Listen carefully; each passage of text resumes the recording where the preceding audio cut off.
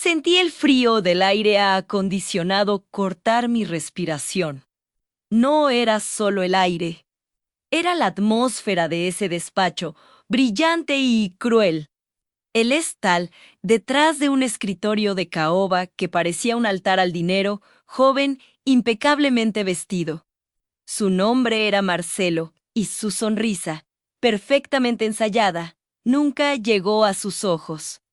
Había estado buscando trabajo por 6 meses. 6 meses enviando currículos que contenían décadas de experiencia invaluable, documentos que atestiguaban mi paso por las grandes ligas de las finanzas corporativas. Y esta, en la sede central de Industrias Valenzuela, era mi última esperanza. La única, me miró. No al hoyo, sino a la arruga que el tiempo había dibujado junto a mi boca. Al traje de paño gastado que intentaba disimular sus años de uso, a mis manos. Manos que han firmado contratos de millones de dólares, ahora juzgadas por un hombre que apenas frisaba los 30. Señora, dijo, y la palabra sonó a condescendencia. A permiso, su currículo es extenso, demasiado, si soy honesto. Y su presentación, francamente, no se alinea con la imagen moderna que buscamos para el área administrativa. El rechazo es una herida silenciosa, amigos, que no sangra hacia afuera. Pero ese día, la humillación fue tan física que me costó mantenerme erguida. Él me estaba despidiendo, no por mi capacidad, sino por mi edad, por mi apariencia. Me había juzgado y encontrado deficiente antes de que yo abriera la boca. Sentí el pulso golpear en mi sien, fuerte y rítmico. El aroma de su colonia, fresca y costosa, inundaba el espacio, contrastando con el olor a humedad que yo sentía que desprendía mi abrigo de invierno, a pesar de que era principios de primavera. Esos pequeños detalles te recuerdan dónde estás parada en la jerarquía del mundo. Solo le hice una pregunta, con una calma que me costó encontrar.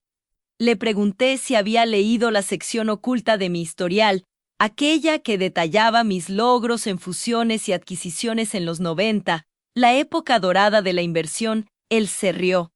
Una risa corta, profesional, pero llena de desprecio. La risa de alguien que nunca ha perdido nada realmente importante. Estamos buscando potencial, señora, gente fresca. No historia. Y sin ofender, su historia parece haber quedado obsoleta. Como un manual viejo en una estantería empolvada, me levanté. Mis rodillas temblaron.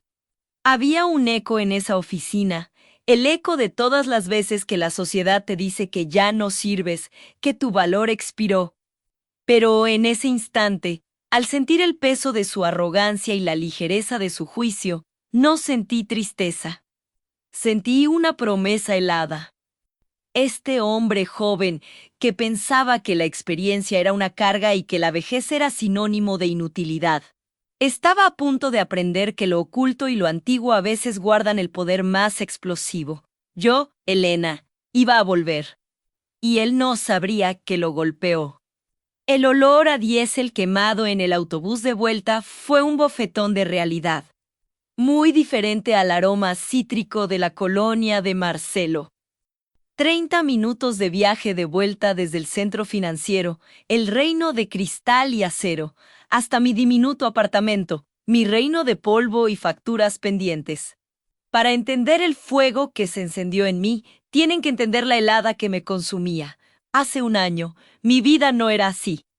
Tenía mi dignidad, mi fondo de retiro, la ilusión de una vejez tranquila. Yo era viuda, sí, pero económicamente independiente. Pero luego, el infarto de mi esposo y las deudas médicas posteriores crearon un secreto doloroso que tuve que gestionar sola. Las pólizas de seguro no cubrieron ni la mitad. Mi esposo, un hombre maravilloso, no había sido previsor en ese aspecto. Las deudas nos ahogaron en la casa. Vendí las pocas joyas de familia que mi madre me había dejado.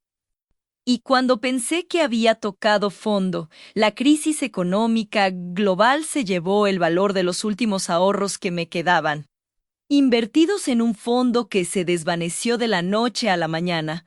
Ahora, cada día era una negociación con la supervivencia. La nevera vacía me miraba, con ojos acusadores, cada vez que pasaba junto a ella. El sobre de la renta, con el sello de aviso de desalojo, pesaba en la mesa de la cocina como una sentencia. No buscaba un empleo para un extra o para pasar el tiempo. Buscaba aire para respirar. Buscaba la forma de que mi nieta, la luz de mis ojos, pudiera seguir en su colegio sin que yo tuviera que decirle que su abuela, la persona fuerte que ella admiraba, había fallado. Me quité los zapatos en la entrada. Sentí el dolor en mis pies. Mis pies, que en otra vida habían caminado sobre alfombras persas en recepciones de alto nivel. Ahora dolían por la larga caminata hacia la parada del autobús porque no podía permitirme el taxi. Esto es lo que la edad, la crisis y la mala suerte te hacen, te vuelven invisible. Y lo peor de la invisibilidad no es que otros no te vean, sino que, lentamente, empiezas a creer que realmente no estás allí. Esa noche, preparé café aguado, lo único que tenía, y abrí mi viejo álbum de fotos. A estaba yo 30 años, con un traje de poder perfectamente cortado, cerrando un trato multimillonario en Londres. Yo era conocida como la dama de acero en mi sector, una leyenda que se había forjado a base de audacia y números. Era la personificación del éxito, una fuerza oculta que pocos llegaron a conocer realmente. Y ahora, nadie creería que esa mujer fuerte y con ambición feroz vivía dentro de este cuerpo cansado, juzgado y descartado por un joven que no había terminado de pagar su coche deportivo. Y aquí viene la pregunta, amigos, la parte que me mantuvo despierta esa noche, mirando el techo y pensando en mi estrategia.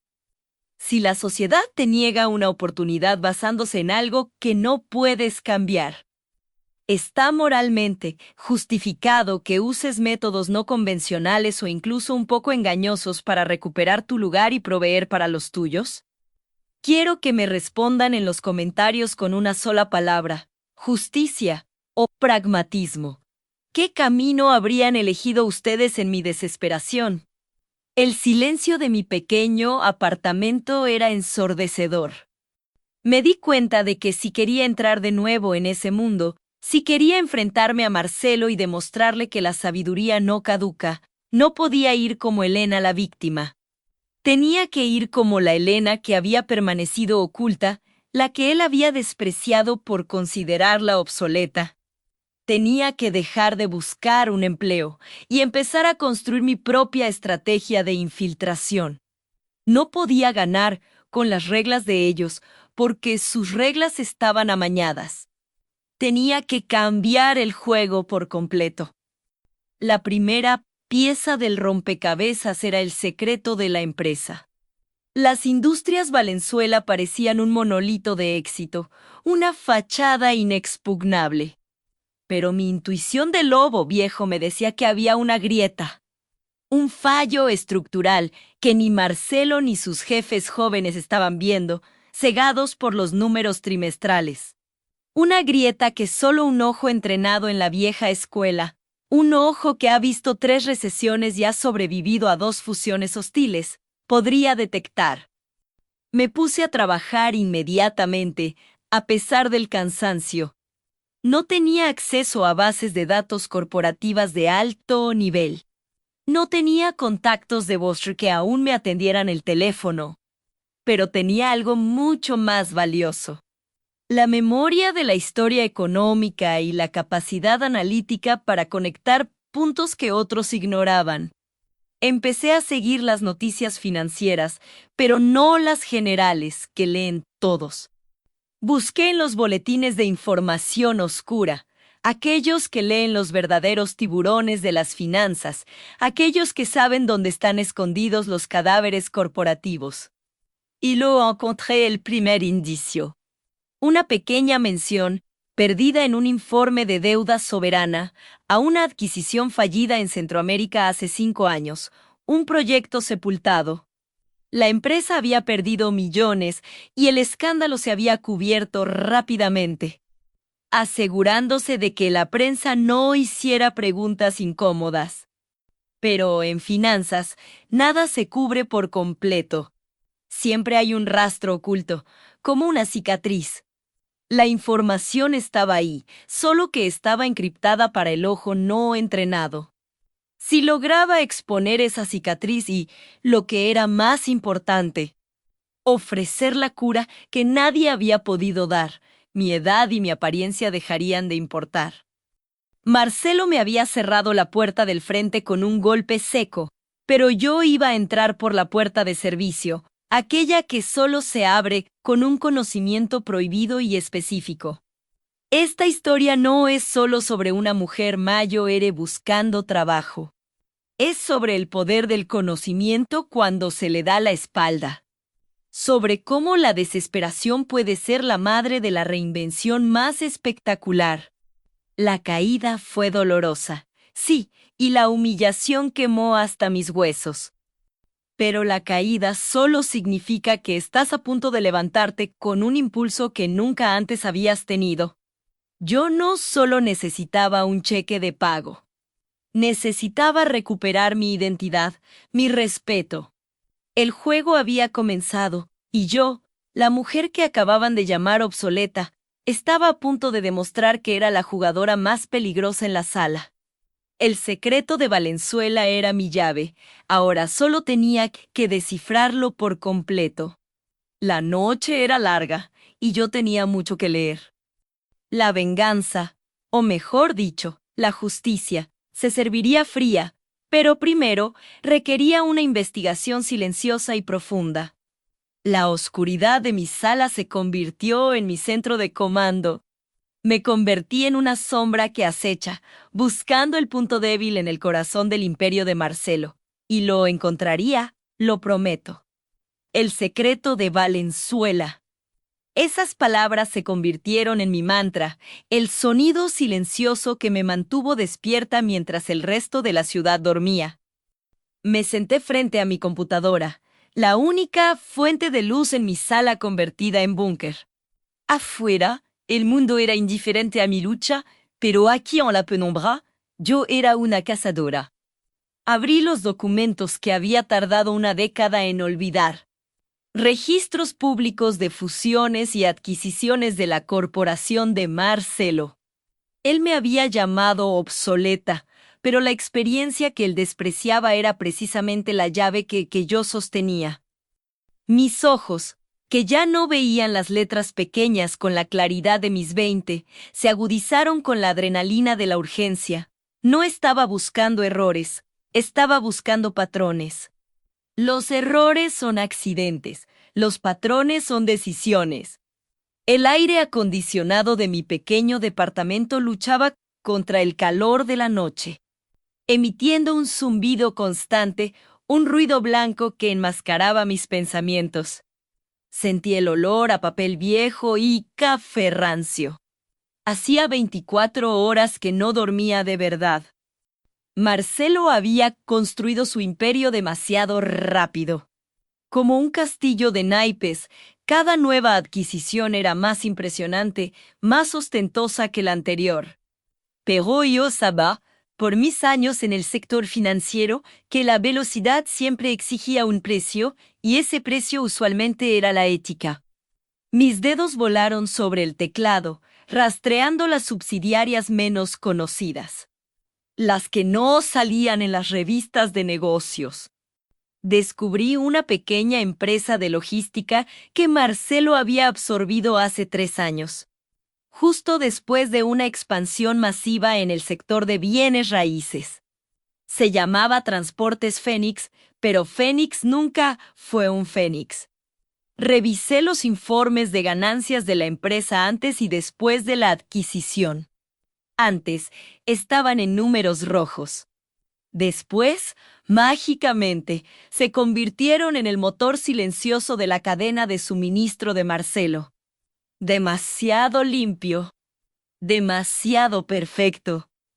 La tensión se acumulaba en mis hombros, un nudo apretado de músculos fatigados. Necesitaba una confirmación, un testigo, alguien que hubiese visto la mano sucia moviendo los hilos.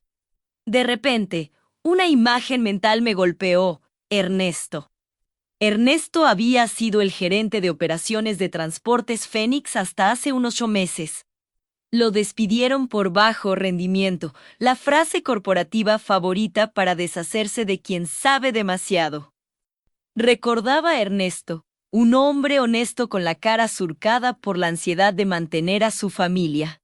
Si alguien sabía lo que se ocultaba en las entrañas de Fénix, era él, pero contactar a Ernesto era peligroso. Marcelo no jugaba limpio. Si él se enteraba de que yo estaba investigando, mi pequeña misión de justicia se convertiría en una pesadilla. Me levanté, estirando mis músculos agarrotados. La oscuridad de mi sala me devolvió el reflejo de una mujer que el mundo había decidido ignorar. Mis ojos se veían cansados, pero había una llama encendida en ellos, una llama de propósito. Esto ya no era solo por un trabajo. Esto era por mi derecho a ser vista, mi derecho a existir en un mundo que idolatra la juventud y descarta la sabiduría. Me dirigí a la cocina, el refrigerador estaba casi vacío. Leshka diukada, me dio limón seco. Había estado posponiendo ir al supermercado por miedo, por vergüenza, por falta de dinero. Mi pensión era un chiste cruel y mi cuenta de ahorros una broma de mal gusto. La caída había sido lenta y silenciosa. Ahora, esa vulnerabilidad era mi motor. Yo no tenía nada que perder, y eso, irónicamente, me hacía invencible. Recordé el rostro arrogante de Marcelo, esa media sonrisa de suficiencia mientras me despedía con frases huecas sobre renovación de imagen. Me había sentido como un mueble viejo siendo sacado a la basura. En ese momento de profunda introspección y dolorosa necesidad, si tu dignidad es atacada, ¿buscarías justicia fría o venganza caliente? Comenta fuego si irías por la venganza, o hielo si buscarías la justicia silenciosa. Mi mente eligió la justicia silenciosa, la precisión quirúrgica sobre la explosión emocional. Necesitaba encontrar a Ernesto sin dejar rastro digital. Usé mi vieja red de contactos, llamadas cifradas a teléfonos desechables, moviéndome como la profesional del espionaje que fui en mi juventud cuando trabajaba para grandes firmas de riesgo. La información llegó a través de una ex colega de confianza, un nombre y una ciudad. Ernesto estaba trabajando como taxista a tiempo parcial en las afueras. Su número era un teléfono de prepago. La llamada fue tensa. Ernesto, soy yo, Clara. Hubo un silencio largo al otro lado, roto solo por el sonido de un motor de coche y el tráfico distante. Ernesto, Clara, no sé cómo me encontraste, pero es mejor que no hablemos. Él tiene ojos en todas partes. Yo sé lo que pasó en Fénix, Ernesto. Y sé que no fue por bajo rendimiento. Necesito tu ayuda. Ernesto, ¿ayuda para qué? ¿Para qué me meta en más problemas? Mira, yo tengo una familia. Marcelo me advirtió. Dijo que si abría la boca, me arrepentiría. Yo sé que tienes miedo. Y tienes razón, Marcelo es peligroso cuando lo desafían. Pero lo que hizo en Fénix no solo te costó tu trabajo, Ernesto. Le costará la reputación a mucha gente. ¿Recuerdas lo que descubriste sobre los permisos de construcción y el material de origen? Silencio, el tráfico parecía cesar. Pude escuchar su respiración entrecortada. Ernesto, el secreto de Valenzuela. Es mucho más grande de lo que crees, no son solo permisos. Es el fraude masivo de seguridad. Si eso sale a la luz, el imperio se derrumba. Pero yo no puedo ser quien lo diga. Por favor, Clara, yo no te pido que seas la cara, solo la confirmación, una pieza de evidencia. Algo que ponga en marcha mi investigación legal sin que él sepa que lo estamos rastreando. Ernesto dudó, el peso de su conciencia luchando contra el peso de su miedo. Ernesto, había un almacén. El almacén de repuestos, cerca del Muelle 3. La dirección no aparece en los registros oficiales. Es donde guardaban los documentos paralelos, las facturas falsas. El verdadero origen del material que ellos llamaban Valenzuela tienen que estar ahí, pero está vigilado. Gracias, Ernesto. Te prometo que haré esto de la manera más limpia posible. Nadie sabrá que estuviste involucrado. Ernesto, solo hazlo rápido. Clara, por todos nosotros. Colgué el teléfono desechable y lo tiré a la basura. Mi mente procesaba la información a una velocidad vertiginosa. Un almacén fantasma. Documentos paralelos. El verdadero significado del secreto de Valenzuela. Valenzuela no era un nombre. Valenzuela era el nombre clave para la operación de importación de materiales de construcción de bajísima calidad y dudosa procedencia.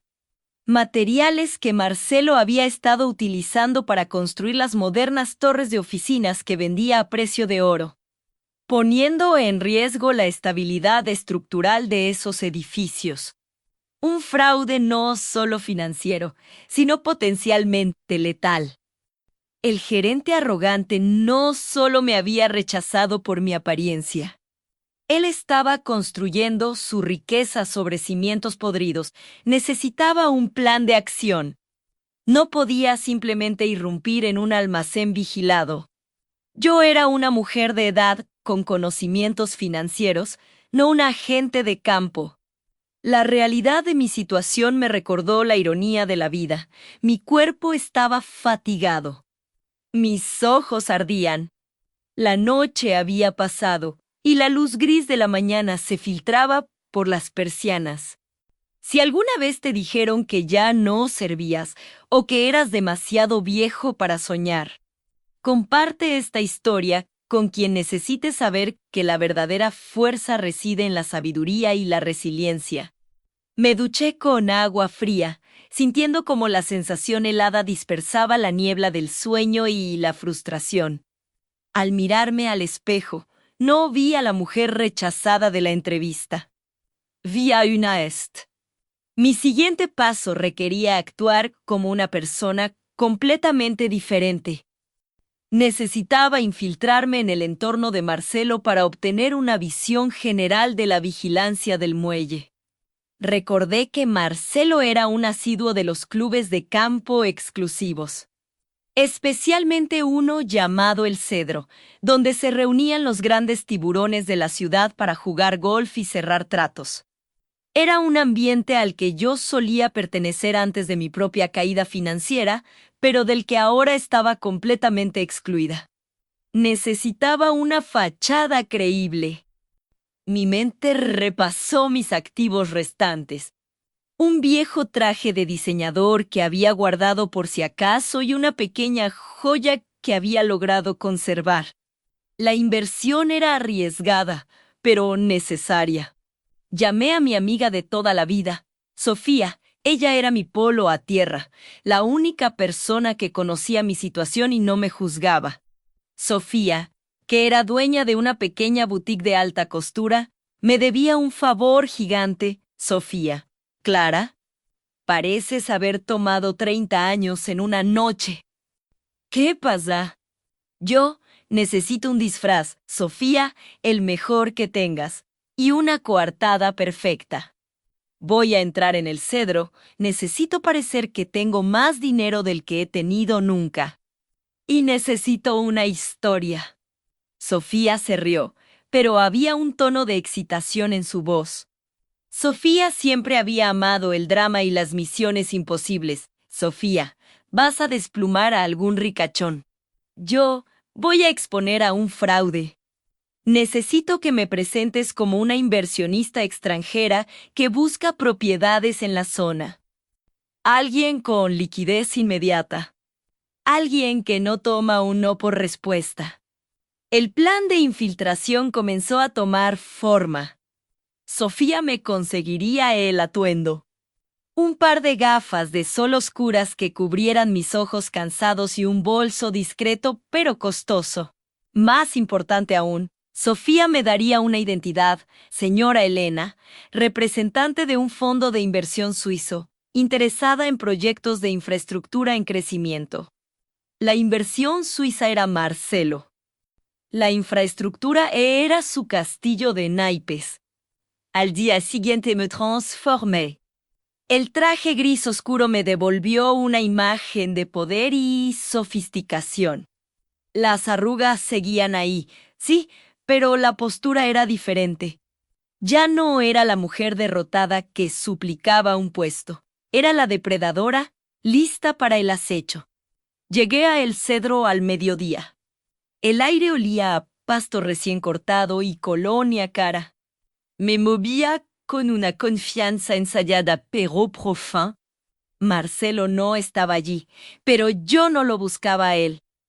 Buscaba a sus hombres de confianza. Mientras bebía un costoso cóctel en la terraza con Sofía a mi lado, mi vista escaneaba el lugar. Identifiqué a dos figuras clave: Diego, el jefe de seguridad interna de Marcelo, y Ricardo, su director financiero. Ambos estaban jugando al golf, discutiendo un trato con la intensidad de un juego de póker. Mi objetivo era escuchar, no hablar. La sabiduría de la edad me había enseñado que la gente habla demasiado cuando cree que no está siendo escuchada. Me senté lo suficientemente cerca para captar fragmentos de su conversación, usando a Sofía como distracción. Ricardo, tenemos que acelerar esto. El capital de la señora Rojas está llegando el lunes. Diego, lo sé, pero la reestructuración de la zona G no está lista y el muelle 3. Tiene que estar limpio para mañana. El jefe está paranoico con ese papeleo. Mi corazón dio un vuelco. Muelle 3. Papeleo. Paranoico, Ernesto tenía razón. Mañana era el día de la operación crítica. Yo, Sofía, estoy fascinada con la seguridad de estos lugares. Me pregunto si la seguridad en los muelles de la ciudad es tan rigurosa. En Suiza somos muy estrictos con la cadena de suministro, especialmente con los documentos de origen. Sofía, captando el código, respondió que Rida Elena, no te preocupes. Esta ciudad es una maravilla en logística.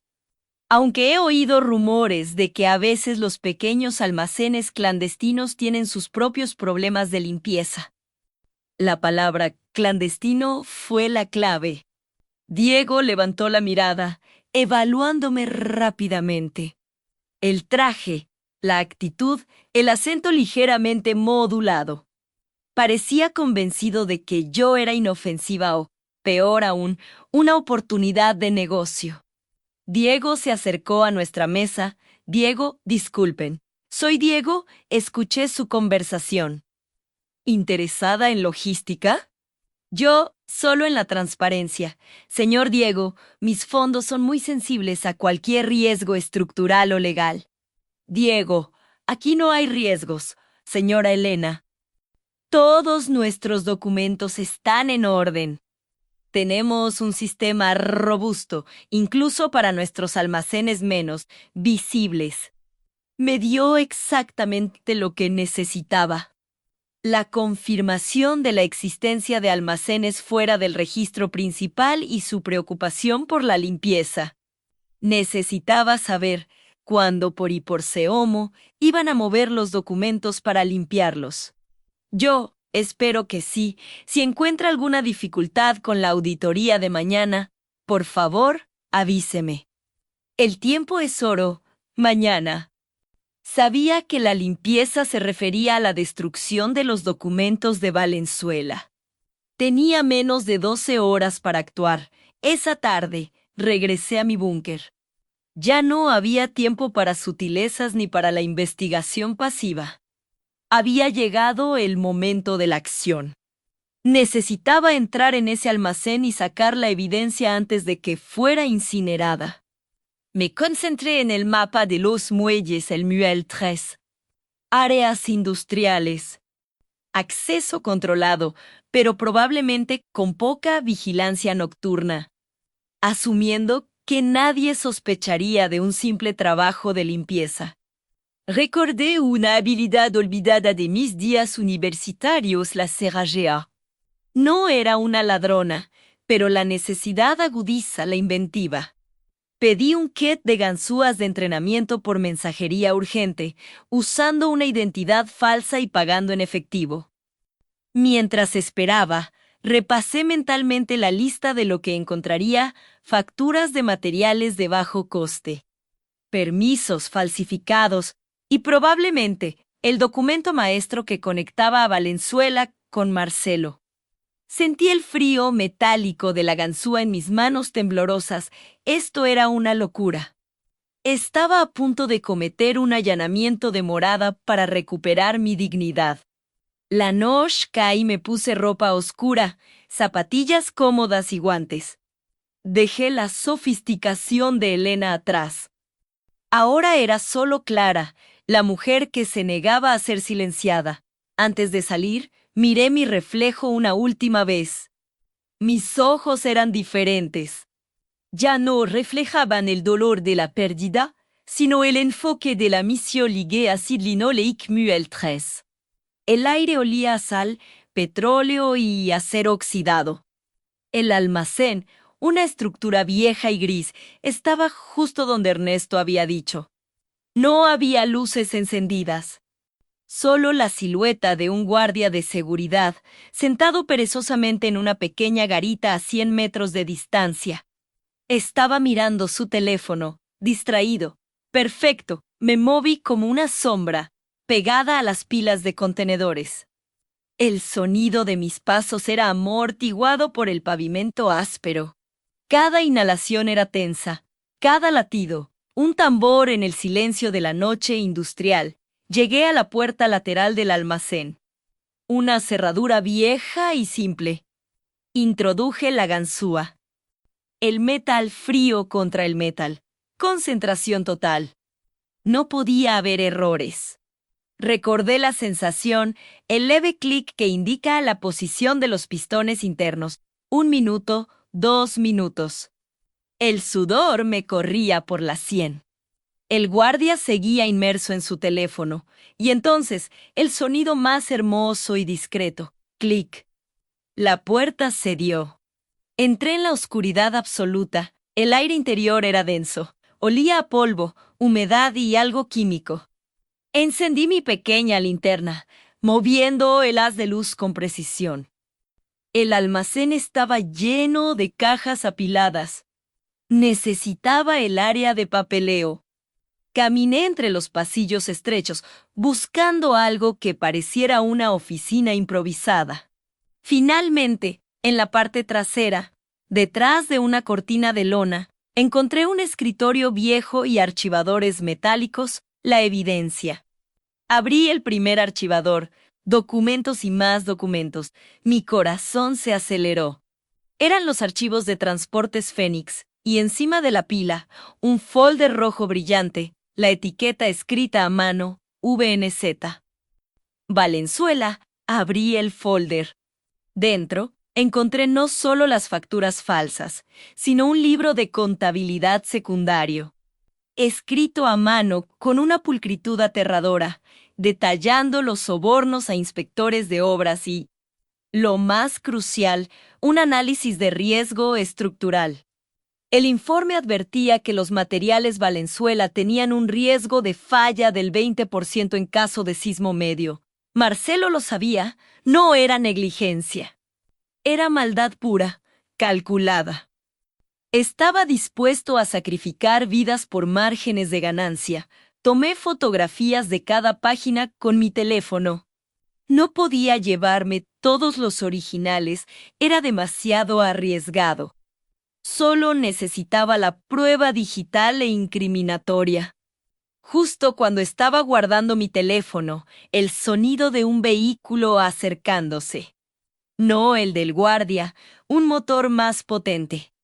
El equipo de limpieza había llegado. Tenía que salir rápido. Guardé el folder VNZ en el archivador para que no sospecharan que había sido abierta. Cerré la puerta del almacén detrás de mí y corrí. Me pegué a la pared de contenedores justo cuando las luces de un camión se encendían en la entrada del muelle 3. Vi a 3 hombres robustos descender del camión, todos vestidos de civil. Uno llevaba una gran caja de herramientas. Iban a destruir las pruebas. Estaba atrapada. No podía correr hacia mi coche. Me verían. Me deslicé bajo el remolque de un tráiler estacionado, sintiendo el frío del metal contra mi cuerpo. El olor a diésel era abrumador. Me encogí, esperando que la oscuridad me engullera. Escuché sus voces acercándose al almacén. Hombre 1, date prisa. El jefe quiere que esto esté hecho antes del amanecer. Dijo que un inversor suizo está haciendo preguntas sobre la transparencia de Ora Elena. Mi fachada había funcionado, pero también había acelerado su destrucción. Escuché el sonido metálico de una llave abriendo la cerradura, luego el golpe de la puerta al abrirse. El tiempo se detenía. Si me encontraban, no solo perdería la evidencia, perdía todo. El plan era arriesgado. El objetivo era la justicia. Y ahora, yo tenía las pruebas digitales que expondrían a Marcelo. Lo tenía, estaba a punto de demostrar que, en el ajedrez de los negocios, la pieza más vieja y subestimada era a menudo la más letal. El juego acababa de entrar en su fase final. Y yo, la mujer que habían llamado obsoleta, estaba a punto de desatar la tormenta. El juego acababa de entrar en su fase final. Y yo, la mujer que habían llamado obsoleta, estaba a punto de desatar la tormenta. El golpe seco de la puerta al chocar contra el marco me hizo encogerme. Era un ruido estúpido, imprudente, y yo estaba debajo del escritorio principal de Marcelo, respirando el polvo fino y el olor a limpiador químico concentrado. No podía moverme. Mi corazón martilleaba en mis oídos, ahogando cualquier sonido que viniera del exterior. Pero sabía que eran Isa y otro empleado. Isa entró primero, murmurando sobre el frío del aire acondicionado. Su voz era aguda, nerviosa. El jefe quiere que esto esté hecho antes del amanecer, dijo ella, y luego escuché el arrastrar de una silla. ¿Por qué tanta prisa? Preguntó una voz masculina, grave y cansada. Lo reconocí. Era Leo, el joven de contabilidad que siempre parecía estar al borde del colapso. Dijo que un inversor suizo está haciendo preguntas sobre la transparencia. ¿Sabes lo que significa eso? Leo, auditoría, y Marcelo necesita asegurarse de que las cifras que presentamos ayer coincidan exactamente con las que le enviaron a Ginebra. El aire se hizo denso.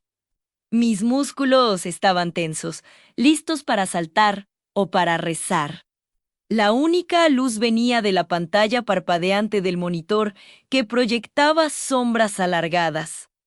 Podía ver las piernas de Leo justo al lado de las mías.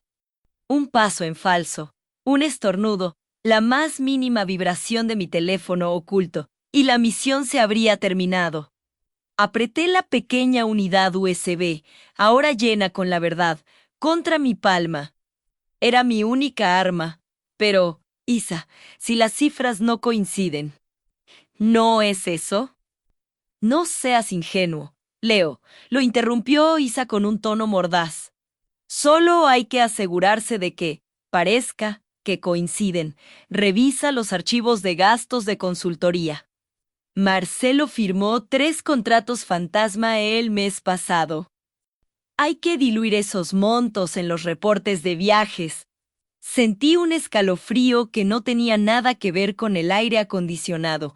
No se trataba solo de soberbia y rechazo laboral. Esto era fraude corporativo de alto nivel, y mi presencia allí no era la de una empleada, sino la de una infiltrada en una escena del crimen. Leo suspiró con resignación. Esto me va a costar el alma, Isa. A todos nos cuesta el alma trabajar aquí, solo hazlo. Escuché el tecleo frenético de sus dedos. El sonido era un cronómetro que descontaba los segundos de mi escondite. No tenía tiempo para esperar a que terminaran. Si Isa o Leo se levantaban para buscar un archivo en la estantería o estirar las piernas, me encontrarían. Necesitaba un distractor. Algo que me permitiera moverme del escritorio al ducto de ventilación, mi única ruta de escape previamente identificada. Recordé el pequeño vaso de agua que Isa había dejado en el borde de su mesa auxiliar cuando salió. Un error de diseño, un error humano. Con la respiración contenida, deslicé mi pie derecho con la punta del zapato, calculando la distancia. No podía ser un movimiento brusco. Tenía que parecer un accidente, una vibración del edificio, la culpa de un objeto mal colocado. Lentamente, moví mi pie 2 centímetros. Luego uno más, crash. El vaso cayó al suelo con un estruendo agudo, seguido por el sonido de vidrios rotos y el agua esparciéndose por la alfombra. ¡Maldición!, gritó Isa, levantándose de golpe. ¿Qué fue eso? Leo se levantó también. Creo que tiraste el vaso. Isa, yo reviso los cables. No quiero un cortocircuito. No, no lo tiré. Estaba aquí. No lo habrás tirado tú. ¿Leo? Estaba teclando. ¿Cómo lo iba a tirar? La confusión era la cortina que necesitaba. Mientras sus ojos se enfocaban en el desastre en el suelo, me arrastré hacia atrás, manteniendo mi cuerpo pegado al frío metal del escritorio. El olor a agua sucia y alfombra vieja llenó mis fosas nasales. Era mi perfume de libertad. Al llegar al rincón más oscuro, donde la pared se unía con el piso, deslicé la tapa del ducto de ventilación. Había aflojado los tornillos durante mi visita anterior, fingiendo esperar en el pasillo. Ahora, la tapa cedió con un pequeño chirrido metálico. ¿Escuchaste eso? Preguntó Leo. Es el ascensor. Mintió Isa, nerviosa. Sabía que no tenía más de 10 segundos. Con una agilidad que solo la adrenalina de la supervivencia puede otorgar, me deslicé dentro del ducto. Era estrecho, claustrofóbico, y la oscuridad era total. Pero estaba fuera de su vista. Escuché los pasos de Isa acercándose al escritorio. ¡Qué raro! Juraría que esta tapa estaba cerrada. Isa, concéntrate en los reportes, no en las teorías de la conspiración, dijo Leo, volviendo a su asiento. Cerré el ducto con cuidado desde dentro. El silencio que siguió fue atronador. Estaba atrapada en una red de metal oxidado, moviéndome centímetro a centímetro hacia la salida de servicio, cargando la verdad que podría derrumbar todo el edificio de mentiras. El viaje por el ducto fue una tortura. El aire era denso, lleno de partículas de polvo y el hedor a grasa industrial. Cada movimiento raspaba mi ropa, cada respiración era un esfuerzo consciente. Pensé en mi edad, en mi cuerpo que ya no respondía con la misma ligereza de hace 20 años. Me habían rechazado precisamente por esta obsolescencia, y ahora, esa misma sabiduría de la experiencia, esa paciencia forjada por décadas de vida, era lo que me permitía moverme con la precisión de un fantasma. Llegué al punto de extracción, una rejilla de servicio cerca de los muelles de carga. Con un último empujón, caí silenciosamente en un callejón trasero lleno de contenedores de basura. El sonido de la ciudad, el claxon distante, era la sinfonía de mi triunfo. Estaba libre. Pero la libertad era solo el preludio de la batalla. Miré la hora, 3 de la mañana. Tenía unas pocas horas antes de que comenzara el día laboral y Marcelo descubriera que no solo faltaba una empleada de limpieza temporal, sino que la información más sensible de la empresa había desaparecido de su servidor personal. Mi primer paso fue la seguridad. No podía arriesgarme a usar mi teléfono personal. Caminé 5 cuadras hasta una gasolinera abierta las 24 horas, cuyo baño usé para cambiarme la ropa. Debajo del uniforme sucio de conserje, llevaba un conjunto de ropa de calle neutro y un abrigo oscuro. Me deshice del uniforme en un contenedor alejado. Nadie buscaría a Elena, la mujer rechazada. Buscarían a una empleada de limpieza. Necesitaba un lugar para procesar la información. Un café tranquilo, abierto las 24 horas, donde la gente se confunde con el fondo. Encontré uno en la zona vieja, conocido por ser el refugio de taxistas en turno nocturno. Mientras pedía un café con leche muy cargado, la adrenalina comenzó a disiparse, dejando paso a un cansancio profundo. Mi mente, sin embargo, estaba clara. Conecté el USB a una pequeña laptop que había comprado específicamente para esta misión. No tenía conexión a Internet. Era una máquina muerta, solo para lectura de datos. Los archivos se abrieron ante mí. Lo que Isa y Leo habían insinuado era solo la punta del iceberg. Los contratos fantasma no eran para consultoría. Eran para lavar dinero a través de una compleja red de empresas fantasma en las islas Caimán y Lin. Marcelo no solo era un gerente arrogante, era el engranaje central de un esquema de corrupción masiva que involucraba a la junta directiva superior. La cara de Marcelo, esa mueca de desprecio cuando me había mirado por encima de sus lentes, se materializó en mi mente. Me había llamado inútil, lento, desechable. Y ahora yo tenía su vida financiera en un dispositivo que cabía en la palma de mi mano, pero el peligro no había terminado. Ahora comenzaba la parte más delicada, la entrega. Si intentaba ir directamente a la policía o a los reguladores, el riesgo era inmenso. La cadena de mando que protegía a Marcelo era larga. Podrían desacreditarme fácilmente. ¿Quién creería a una anciana rechazada por falta de dinamismo? Necesitaba un intermediario. Alguien con la reputación y la influencia suficientes para mover el tablero sin que yo me expusiera. Aquí, justo aquí, es donde la experiencia de mis 50 y tantos años se convirtió en oro puro. En mis días como consultora de riesgos empresariales, antes de que la industria decidiera que mi cabello gris era un pasivo, había cultivado una red de contactos que operaban en las sombras, en los márgenes de la ética corporativa. Había una persona clave. Se llamaba Daniel Vera. Un periodista de investigación, conocido por su implacable búsqueda de la verdad y su absoluto desprecio por las figuras de autoridad.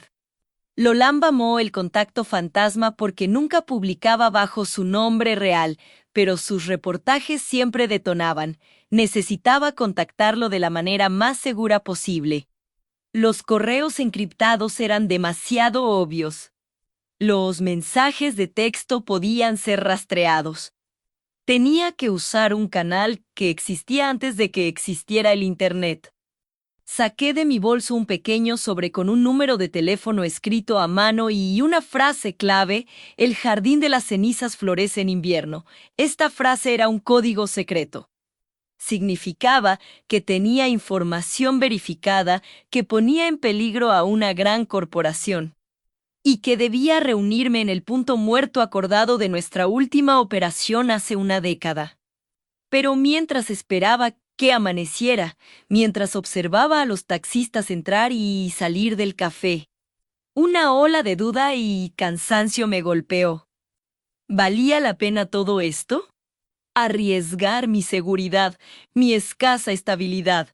solo para darle una lección a un hombre y exponer un sistema podrido que probablemente se regeneraría en 6 meses con otro gerente igual de vil. Pensé en la humillación de la entrevista. Pensé en la vergüenza de tener que ocultar mi currículum brillante y pretender ser una limpiadora. Pero, sobre todo, pensé en todas las mujeres de mi edad, y en los hombres también, que son apartados y desechados por el simple crimen de haber vivido lo suficiente para tener arrugas y canas. Si usted, que me está escuchando ahora, ha sentido alguna vez el peso del desprecio, si le han dicho que su experiencia ya no es valiosa o que su cuerpo ya no es apto para el ritmo moderno, si ha llorado a solas por la injusticia del sistema que premia la juventud vacía sobre la sabiduría ganada a pulso, si ha vivido esto, le pido que comparta este video. Compártalo con esa persona que necesita recordar que la dignidad no caduca. Sentí una conexión profunda con mi misión. Ya no era solo una venganza personal contra Marcelo. Era una declaración de guerra contra la idea de que somos desechables. La luz gris del amanecer comenzó a filtrarse por las ventanas del café. Era el momento de actuar. Mi primer intento de contacto fue a través de una cabina telefónica, una reliquia en desuso en una esquina oscura. Introduje la moneda, marqué el número de Daniel. Un tono sonó, 2, 3. Finalmente, una voz gruesa, rasposa. Sí, el jardín de las cenizas florece en invierno, dije, sintiendo que cada palabra se solidificaba en el aire frío de la mañana. Un silencio pesado podría haber sido un error. Tal vez Daniel ya no usaba ese código. Tal vez había abandonado el periodismo. ¿Quién habla?, preguntó cauteloso.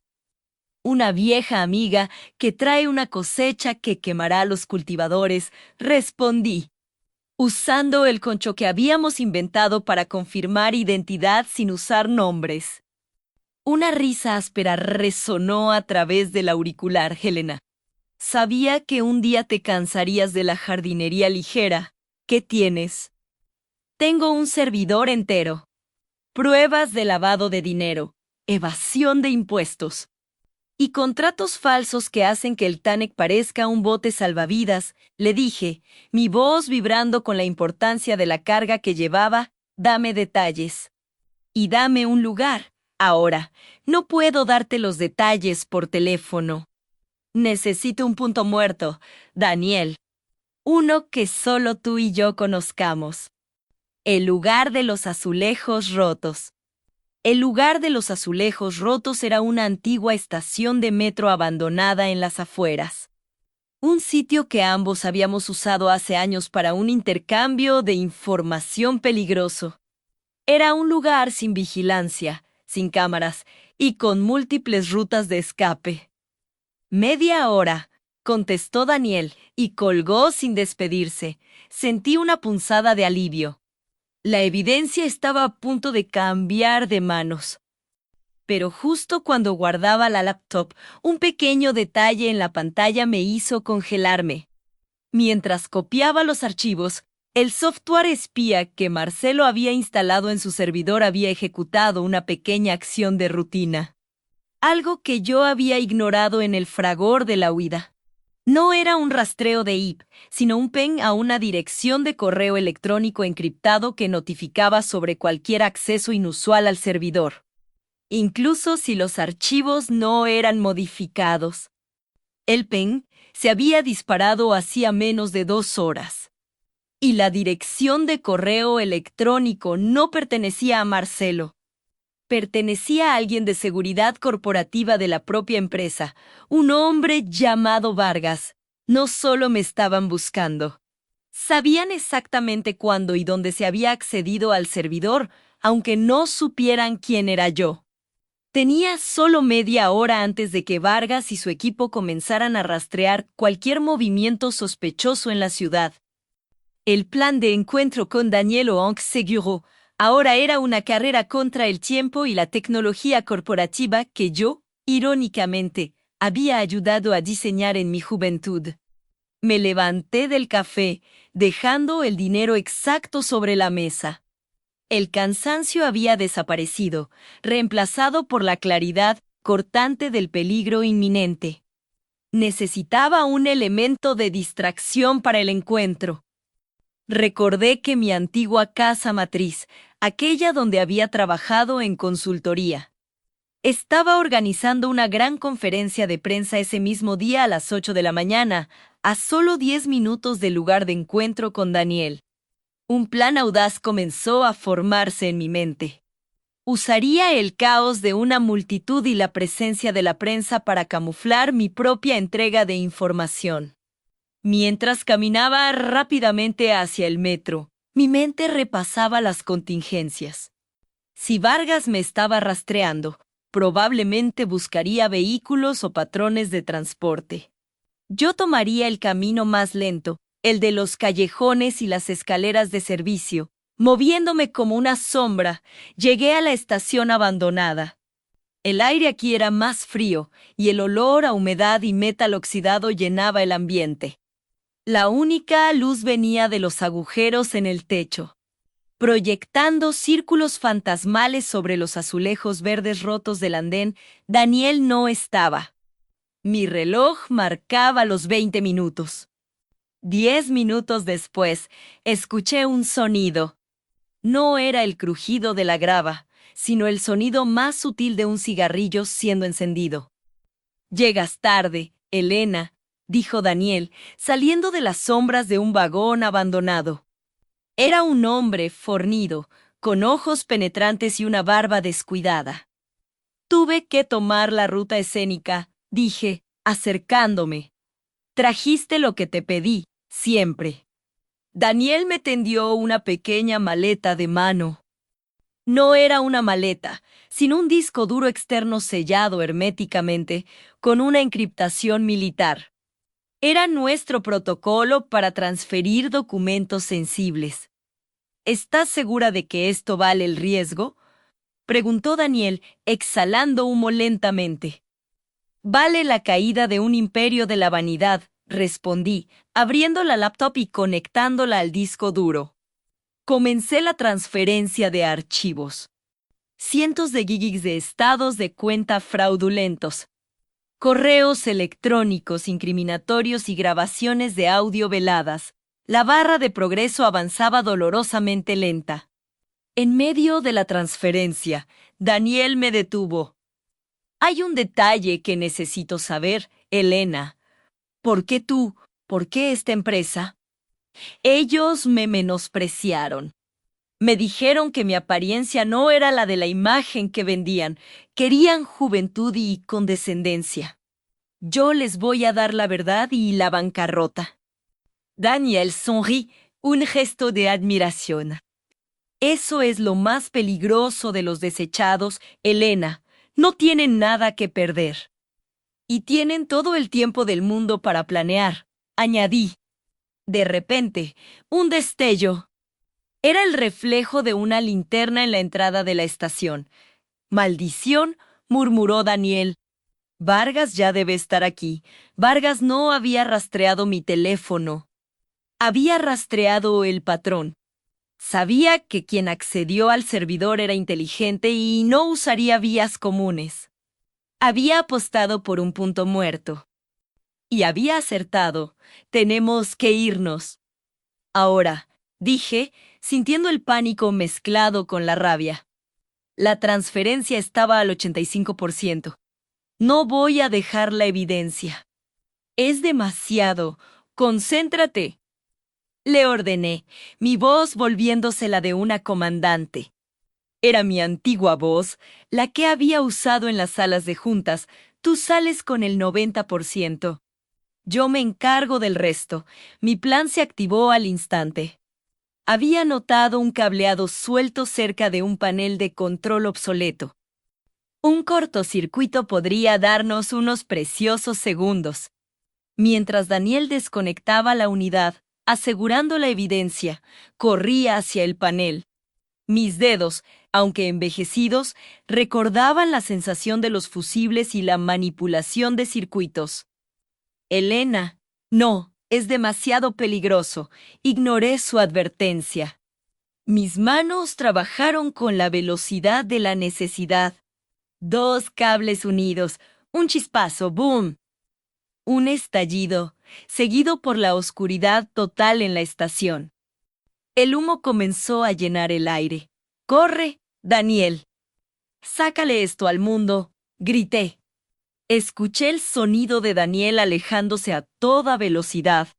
Yo me moví en dirección opuesta, hacia una vieja escalera de servicio que conducía a las alcantarillas, otro conducto que había estudiado. Mientras descendía en la oscuridad, escuché las voces de los hombres de seguridad que entraban, confusos por el apagón. «Búsquenla, debe estar aquí». El pen de acceso se detuvo aquí. Yo estaba empapada, sucia y cojeando, pero sonreí en la oscuridad. El pen se detuvo porque la evidencia se había transferido y la tapa ahora estaba desconectada y apagada. Me arrastré por el túnel de mantenimiento. El fango era pegajoso y el hedor insoportable. Pero allí, en el corazón de la podredumbre subterránea, yo era invencible. Era la mujer invisible, la que nadie buscaría, porque nadie creía que pudiera existir. Después de lo que pareció una hora, salí por una alcantarilla en un parque cerca del centro de convenciones donde la antigua consultora celebraba su evento. Mi abrigo oscuro me camuflaba. La primera luz del sol de la mañana golpeó mi rostro. Tenía que contactar a Daniel y asegurarme de que la evidencia estuviera segura.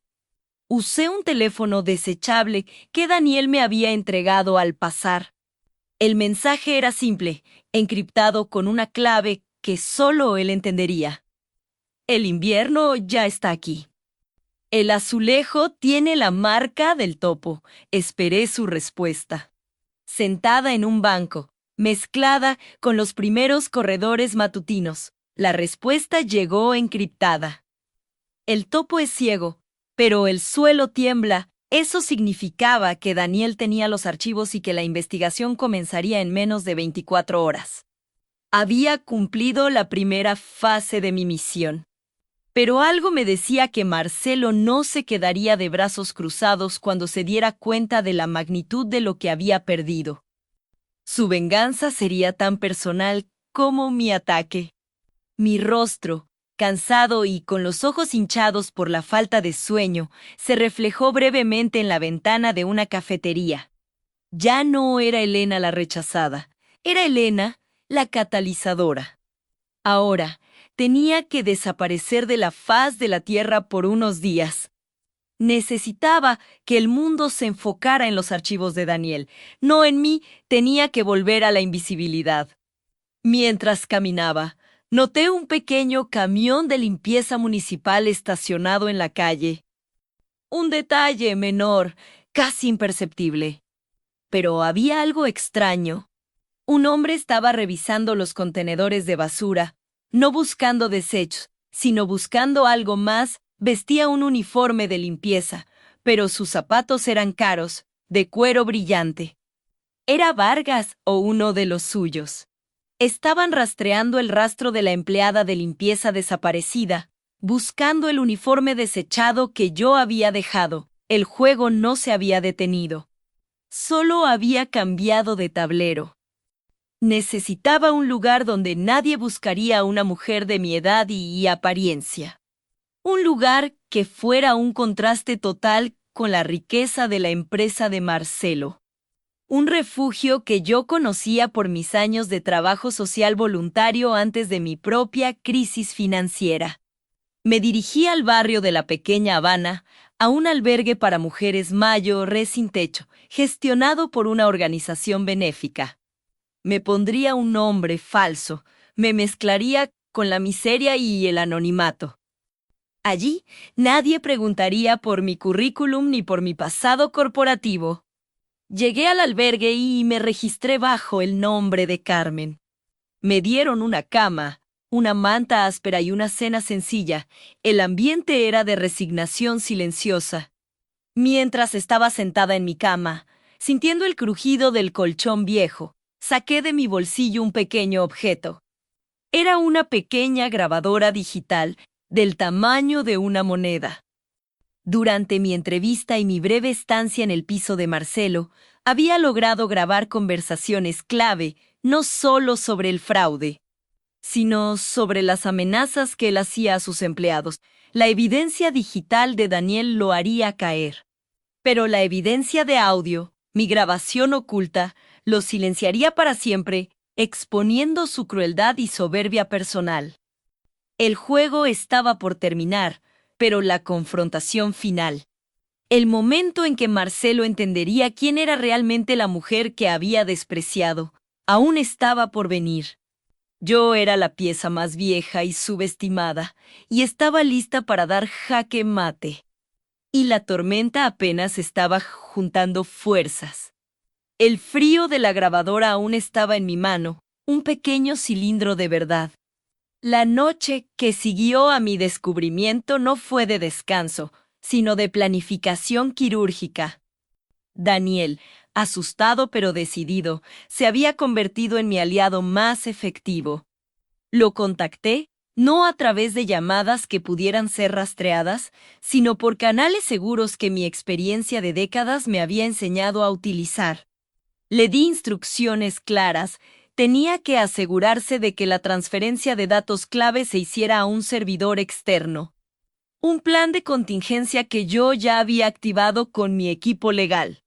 Mi equipo, esa es la parte que Marcelo nunca consideró. Cuando me veía, solo veía a una mujer mayor, una viuda desesperada por la caridad de un salario. Lo que no veía era el entramado de contactos, la formación en diligencia corporativa, ni la cartera de clientes que había asesorado en transacciones multimillonarias. Él solo veía la cubierta gastada de un libro, sin leer jamás el prólogo. El siguiente paso requería una trampa de doble fondo. Tenía que volver a la madriguera del lobo, a su oficina, para cerrar el círculo. Y la única forma de atraer a un hombre tan soberbio era apelar a su avaricia desmedida. A la mañana siguiente, me vestí con la misma ropa que él había despreciado, el sacó de lana, las zapatillas cómodas, el aire de humildad inofensiva. Llamé a su línea directa. Necesito verlo, Marcelo. Mi voz era baja, cargada de una falsa urgencia. ¿Usted, la señora que limpió mi baño? Su risa al otro lado de la línea era un insulto puro, barnizado en autosuficiencia. ¿Qué quiere? ¿Un ascenso? Tengo algo que le interesa. Algo que Daniel dejó, la evidencia digital. Hubo un silencio profundo, como el que precede a un terremoto. El ego de Marcelo se batió con su pánico. Venga a mi oficina, ahora. Pero si es una trampa, se arrepentirá de haber nacido. Sabía que no podía ir a la policía directamente con solo la grabación de audio. Necesitábamos el contexto. Necesitábamos la confrontación para confirmar el dolo. Y la grabación de audio, esa pequeña joya oculta, era mi póliza de seguro, mi as bajo la manga para cuando la verdad estallara. Llegué a la oficina a mediodía. El aire acondicionado estaba tan frío como siempre, tratando de congelar cualquier indicio de calidez humana. Las secretarias me miraron con la misma mezcla de lástima y desprecio que siempre reservan para los invisibles, pero yo ya no era invisible. Yo era el catalizador. Cuando entré a su oficina, el panorama era el de siempre quero italiano. Caoba brillante, un ventanal que ofrecía una vista imperial de la ciudad. Marcelo estaba sentado detrás de su escritorio, con una camisa que parecía recién planchada por un ejército de hadas. Parecía el dueño del mundo, un dios de corbata de seda. Me senté en la silla de visita. Él ni siquiera se molestó en ofrecerme un café. No tengo tiempo para charlatanes, mujer. ¿Dónde está? ¿Dónde está qué, Marcelo? Le devolví la pregunta con calma. No había miedo en mí, solo una profunda, casi sagrada, serenidad, la prueba. Las transferencias, el engaño a los accionistas, el archivo que Daniel usó para amenazarme. Lo tengo, pero antes quiero hablar de otra cosa. Quiero hablar de la dignidad. Marcelo se echó a reír. Era una risa hueca, metálica, que rebotaba en el cristal. ¿Dignidad? ¿Una anciana pidiendo trabajo y hablando de dignidad? Usted vale lo que yo quiera pagarle para que guarde silencio. Dígame su precio, $500, 1,000, 10,000. Es más de lo que ganará en 10 años si consigue ese ridículo puesto de recepcionista. Me incliné hacia adelante, mis ojos fijos en los suyos. Vi su arrogancia filtrarse, dando paso a una impaciencia irritable. Mi precio no es financiero, Marcelo. Mi precio es que usted entienda el peso de cada palabra que usó para despreciarme. Deje de jugar. Si no me da esa USB en este instante, voy a llamar a seguridad. En ese momento, Marcelo cometió su último y mayor error. Se levantó, con la intención de rodear el escritorio, su rostro contorsionado por la ira. Pensó que podría intimidarme físicamente, tal como había intimidado a Daniel y a docenas de otros empleados. Y justo cuando extendía la mano para tomarme del brazo, accioné el botón de la pequeña grabadora que había escondido en el forro de mi bolsillo. Un sonido estalló en la quietud de la oficina. No era mi voz, era la voz de Daniel, suplicando. Y luego, la voz de Marcelo. Si intentas ir a la junta directiva con esto, te juro que arruinaré a tu familia. Haré que te arresten por robo. ¿Entendiste, rata miserable? Nadie va a creerle a un don nadie. La voz grabada de Marcelo resonaba, clara, sin distorsiones, llena de amenazas y malicia. No era solo la prueba del fraude. Era la prueba de la coerción, del abuso de poder que había ejercido sistemáticamente. Marcelo se detuvo en seco. Su rostro palideció, la sangre pareció drenarse de su piel, dejando solo un color ceniciento. ¿Qué es eso? Es el sonido de su propia soberbia. Marcelo, respondí con calma. La evidencia digital solo prueba el fraude financiero. Levanté la pequeña grabadora. Finalmente mostrándola, prueba su crueldad y la forma en que trató a cada ser humano que consideró inferior. Intentó abalanzarse. Fue demasiado tarde. La puerta se abrió de golpe. No era la seguridad de la empresa. Eran 2 hombres vestidos de traje, discretos, acompañados por una mujer que llevaba consigo una carpeta oficial. La mujer se adelantó. Marcelo Sala, soy la doctora Valdés de la Unidad de Integridad Corporativa. Estamos aquí para asegurar los activos y la información de la empresa a la luz de las serias alegaciones de malversación y comportamiento coercitivo. Marcelo balbuceó, incapaz de formar una palabra coherente. Sus ojos se movieron rápidamente de la doctora Valdés a mí. Usted. ¿Quién diablos es usted? El silencio de la oficina se hizo denso, pesado, lleno de la anticipación que solo una caída merecida puede generar. La doctora Valdés sonrió, un gesto frío y profesional. Permítame presentarle a la señora Isadora Guzmán. Ella no es una aspirante a recepcionista. Ella es la especialista en debida diligencia de mi firma. Contratada por la Junta de Accionistas Mayoritarios hace 3 semanas para investigar las inconsistencias que usted generó, Aurora Guzmán. Ese era mi nombre real, el que había usado para construir mi carrera, no el nombre ficticio de Elena que había utilizado para la entrevista. El peso de mi verdadera identidad llenó la habitación. Me levanté lentamente. La arrogancia de Marcelo se había roto, revelando solo miedo y estupidez. Usted nos engañó, logró decir, la voz apenas un susurro. No, Marcelo.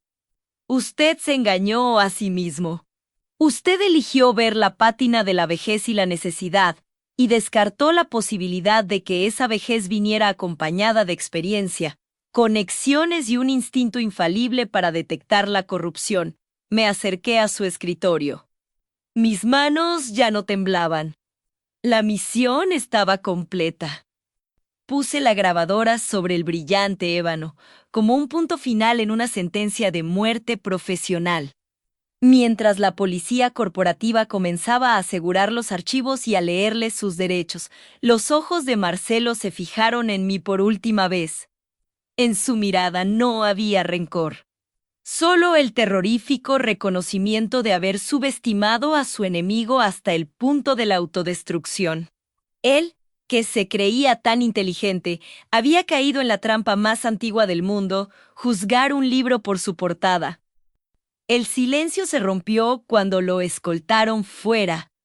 Su figura, antes imponente, ahora parecía encogida, humillada. Al pasar por la recepción, vi las caras de los empleados. Estupor, incredulidad y luego una oleada de alivio. Daniel, quien había esperado nervioso en un café cercano, entró tímidamente. Cuando me vio, sus ojos se llenaron de lágrimas, lágrimas de gratitud y de justicia recién nacida. Gracias, Isadora, murmuró. No, Daniel. Gracias a ti por ser valiente. La justicia no es solo un acto, es un testimonio de coraje. Mi trabajo, sin embargo, no había terminado.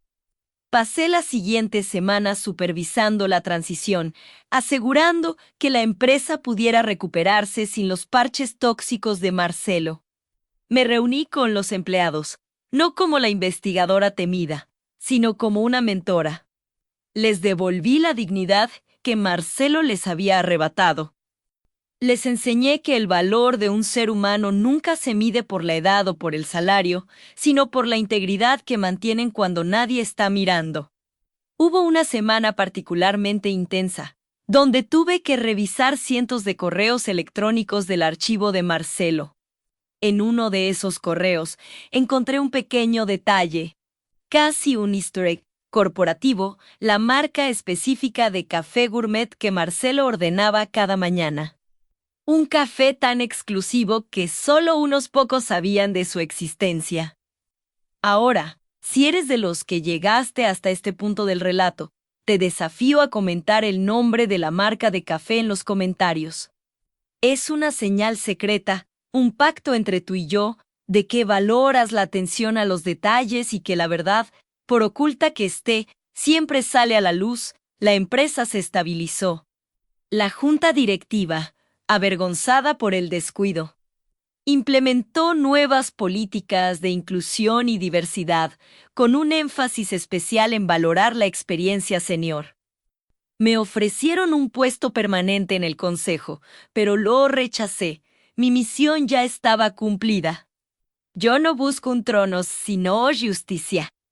Antes de irme, volví a la oficina que Marcelo había ocupado. Estaba vacía, despojada de su lujo ostentoso. Me paré junto al ventanal. El sol brillaba sobre la ciudad. Recordé ese primer día, la humillación que sentí al ser rechazada por mi apariencia, por la simple cifra de mi edad. Esa experiencia me enseñó una lección que quiero compartir con todos ustedes. A menudo, la sociedad nos etiqueta. Nos dice que al llegar a cierta edad perdemos relevancia, perdemos fuerza, perdemos la chispa. Nos encierran en el estereotipo de la debilidad. Pero recuerden esto, el tiempo no quita la experiencia, la refina. La vejez no es un obstáculo, es un camuflaje. Marcelo me había visto como una carga, una vieja pieza de mobiliario. Lo que no entendió es que yo era una reliquia valiosa, probada por el tiempo, y con una historia de resistencia grabada en cada arruga de mi piel. La verdadera fuerza no está en la juventud sin pulir, ni en el poder adquirido, sino en la capacidad de levantarse una y otra vez. incluso cuando el mundo te dice que ya es hora de que te sientes. A ti que me estás escuchando, que quizás también has sentido el peso del desprecio o la invisibilidad, quiero decirte, no permitas que la etiqueta de nadie defina tu valor. La mujer más silenciosa en la sala podría ser la estratega más brillante. La persona con la apariencia más humilde podría tener el secreto para desmantelar un imperio. Si esta historia te ha recordado que nunca debes subestimar a nadie, por favor, dale me gusta a este video y compártelo. Hay millones de personas mayores de 50 años que necesitan escuchar esto hoy. Su experiencia es su superpoder oculto. La vida es como el ajedrez. No importa si eres la reina o el peón. Si actúas con estrategia e integridad, puedes llegar al otro lado del tablero y cambiar el juego por completo. Y yo, Osadora Guzmán, demostré que el peón más viejo, ese que todos descartan en los primeros movimientos, puede ser la pieza clave para dar jaque mate. La próxima vez que mires a una persona mayor en busca de trabajo, no veas solo la edad. Mira los años de lucha, la sabiduría acumulada y el potencial para cambiar el mundo. Porque a veces, la tormenta más destructiva no viene con ruido, sino con la discreción de una mujer sabia que sabe exactamente lo que quiere, justicia y respeto. Y con la dignidad intacta, salí de esa oficina, dejando atrás no solo un capítulo cerrado, sino un espejo roto en el que el mundo, espero, haya aprendido a mirarse con más humildad. Mi búsqueda de empleo había terminado. Mi búsqueda de justicia, triunfalmente, también. Nunca más volvieron a preguntarme mi edad en una entrevista, solo mi currículum. Y eso es la verdadera victoria.